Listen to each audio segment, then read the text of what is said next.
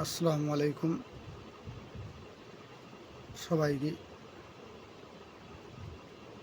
16/9/2024 তারিখে আমাদের বিশ্বনবীর জন্মদিন।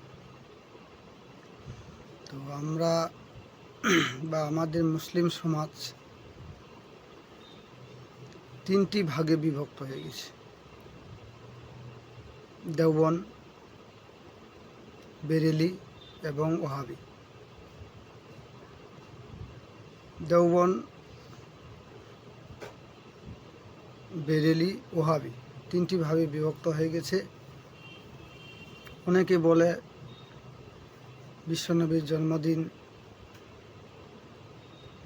করা যাবে না, অনেকে বলে বিশ্বনবীর জন্মদিন করা যাবে। তো আমরা কি করব, আমাদের করণীয় কি? এবং অনেক মৌলানা Facebook, WhatsApp, Messenger, Instagram, Twitter ইত্যাদিতে দেখি অনেকে বড় বড় মৌলবিগুলো বলে না, বিশ্বনবীর জন্মদিন করা যাবে না। অনেকে বলে না যাবে, অনেকে বলে বেদাত, বিভিন্ন মতামত বিভিন্ন মৌলবি মৌলানা দেয়, আমরা ফেসবুকে দেখি।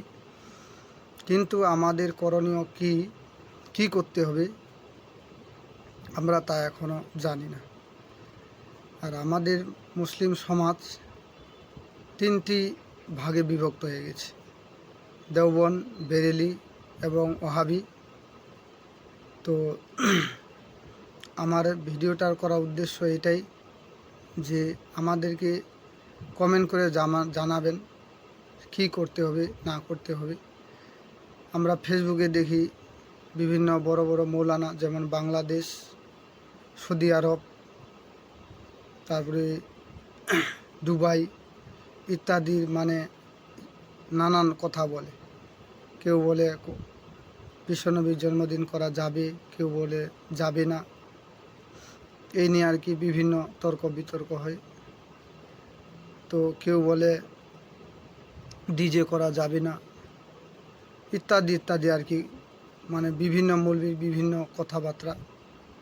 তো আমাদের করণীয় কি, আমাদের কি করতে হবে আপনারা আমাদেরকে কমেন্টের মধ্যে জানাবেন।